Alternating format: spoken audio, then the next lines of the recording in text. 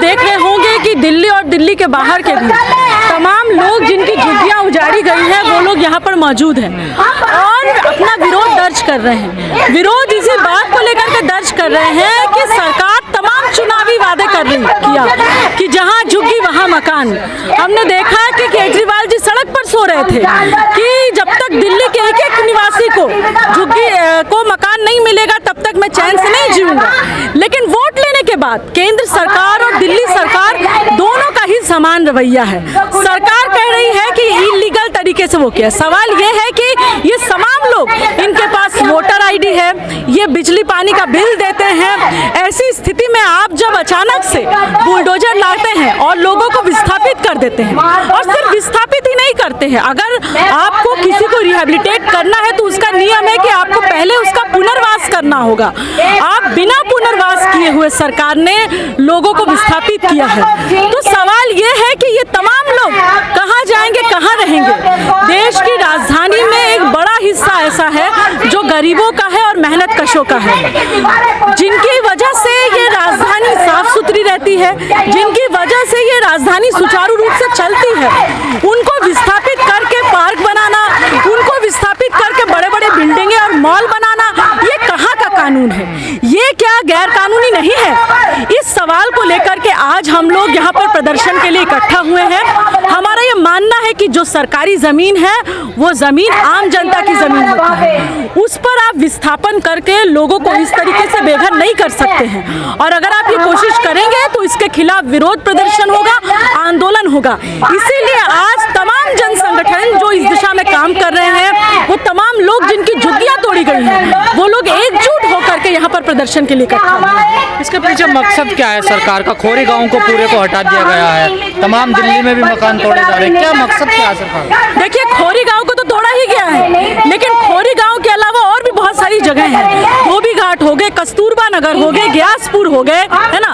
और इन सबके पीछे एक साफ मंशा दिखती है सरकार की कि ये सरकार जो है गरीब विरोधी सरकार है। हमारे देश के मेहनत कश को लेकर के, गरीबों को लेकर के देश की राजधानी में कोई जगह नहीं है।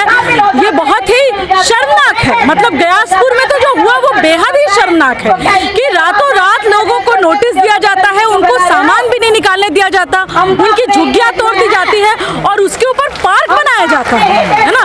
तो ये तो दिखता है कि सरकार का इंटेंशन जो है वो हमारे देश के गरीबों के प्रति कुछ भी नहीं है। वो उनको उजाड़ना चाहती है और उनको उनके बुरे हालत पर छोड़ करके अपना सिटी को चमकाने का, विकास का एक तरीके से झूठा मॉडल लागू करना चाहती है। तमाम सरकारें वोट के टाइम तो ये झुग्गियों में जाते हैं, वहाँ सोते भी हैं, खाना भी खाते हैं, लेकिन अब कोई नहीं बोल रहा। आखिर क्या वजह है? देखिए, ये तो साफ साफ दिखता है कि केंद्र की सरकार हो चाहे दिल्ली की सरकार हो, जो अपने आप को अलग तरह की सरकार होने का दावा करती है, ये सारी सरकारें किस तरीके से इनके लिए गरीबों का, गरीब महज एक वोट रहा है। ये सवाल हम कहना चाहते हैं कि हमारे देश का गरीब वर्ग सिर्फ एक वोट नहीं है, वो इंसान है, वो भी खाता है, सोता है, उसे भी घर की जरूरत है, उसे भी सुरक्षित आवास की जरूरत है, उसे भी साफ पानी की जरूरत है। और ये करके सरकार कहीं ना कहीं जो संवैधानिक मूल्य है उनके ऊपर हमला कर रही है। अगर प्रधानमंत्री आवास योजना सिर्फ कोरी बयानबाजी नहीं होती, ये सच होता, तो शायद आज यहाँ पर इतने सारे बेघर लोग इकट्ठा नहीं हो रहे होते। तो ये लोग जो यहाँ पर मौजूद हैं, ये खुद अपने आप में इनकी मौजूदगी ही इस बात का जवाब है कि आपके आवास योजना सिर्फ कोरी बयानबाजी है। जो राशन देने की बात की जा रही है कि सवाल, हम तो यही सवाल पूछ रहे हैं कि आप इनके नाम पे राशन कार्ड इशू कर रहे हैं। राशन भी आज के समय में लोगों को बहुत बेहतर जितना मिलना चाहिए नहीं मिल रहा है, लेकिन जो भी थोड़ा बहुत मिल रहा है वो उनके उसी पहचान पत्र, उनके उसी आवास पत्र पर मिल रहा है। तो आप जब उनकी झुग्गियों को इलीगल कह रहे हैं, तब तो आपकी अपनी पूरी पॉलिसी इलीगल है। उस पर ये जो गरीब मेहनत कश लोग हैं, जो कि अपना पूरा टैक्स पे कर रहे हैं, राशन से लेकर के, पानी से लेकर के, बिजली से लेकर के तमाम चीजों को पे कर रहे हैं, इनकी क्या गलती है? हमारा ये सवाल है कि इनकी क्या गलती है जो इनको इस तरीके से उजाड़ा जा रहा है। हर घर को छत तो नहीं मिला, लेकिन कई सारे घरों से छत छीन जरूर गया। तो मोदी जी ने जो कहा था कि हर जहां झुग्गी वहां मकान, या हर किसी को देंगे तो उनका ये वादा भी उसी तरीके से मुझे लगता है कि झूठा है जिस तरीके से उन्होंने कहा कि 2 करोड़ नौजवानों को रोजगार देंगे। हर घर पे वो झंडा लगवा रहे थे, फ्लैग लगवा रहे थे, तो क्या वजह है? घर तो है नहीं लोगों के पास, कहाँ झंडा लगाएंगे? यही सवाल तो है हमारा कि आप जब देशभक्ति का पैमाना इस बात से तय कर रहे हैं कि हर घर पर तिरंगा लहरे, तब देश की आज़ादी के 75 साल बाद आज ये विडंबना है कि हमारे देश में हर घर पर झंडा लगाने के लिए लोगों के पास घर ही नहीं है। आपने कहा ये सरकार गरीब विरोधी सरकार है, मोदी जी तो कहते हैं मैं भी एक गरीब माँ का बेटा हूँ। देखिए, मोदी जी तो बहुत कुछ कहते हैं, उनके कहने पे जाइएगा तो अभी किस किस सवाल का जवाब दीजिएगा। कभी वो कहते हैं कि मैं चाय वाला हूँ, कभी वो कहते हैं कि मैं गरीब हूँ, कभी वो कहते हैं कि मैं मजदूर नंबर 1 हूँ। तो मेरा कहना है कि अगर वो ये सारी चीज़ों में से कोई एक भी चीज़ होते तो वो उन नीतियों को नहीं लागू करते जिनसे आज गरीबों की हालत और बद से बदतर हो गई है। चाहे वो महंगाई की मार हो, चाहे वो झुग्गी तोड़ना हो, चाहे वो तमाम तरह के मजदूर विरोधी फैसले पार्लियामेंट में करना हो। तो आप गरीब होने का नाटक कीजिए, लेकिन आप गरीबों के हमदर्द तो नहीं हैं। आप हमदर्द हैं अडानी के, अंबानी के, उन तमाम लोगों के जो लोग इस देश के चंद पूंजीपति घराने हैं। कई हजार लोगों की झुग्गियां तोड़ दी गई, लेकिन मीडिया में ये खबर नहीं है। देखिए, आज यहाँ पर कई सारे मीडिया के साथी मौजूद हैं, मुझे उम्मीद है कि वो इस सवाल को कवर करेंगे और दिखाएंगे भी। दिल्ली के अंदर अभी आज के समय में ये एक बहुत बड़ा सवाल बन चुका है, क्योंकि दिल्ली के अंदर हजारों की तादाद में एक बड़ी संख्या है जिसके पास रहने के लिए घर नहीं है, छोटे छोटे बच्चे हैं, है ना, कई सारी गर्भवती महिलाएं हैं। तो लोग बहुत बुरी हालत में रह रहे हैं और किसी तरीके से मिट्टी और लकड़ी से जला करके खाना बना रहे हैं, इस हालत में लोग हैं, है ना।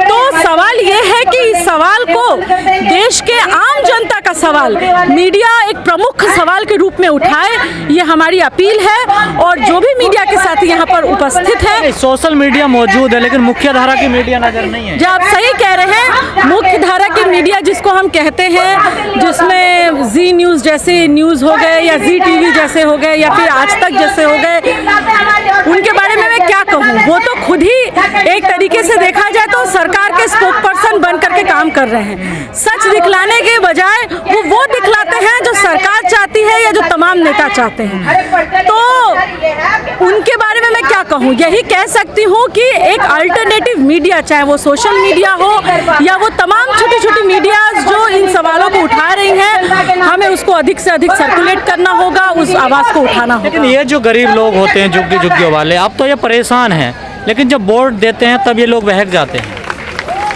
देखिए, अब अपने मुद्दे नहीं उठाते हैं ये लोग।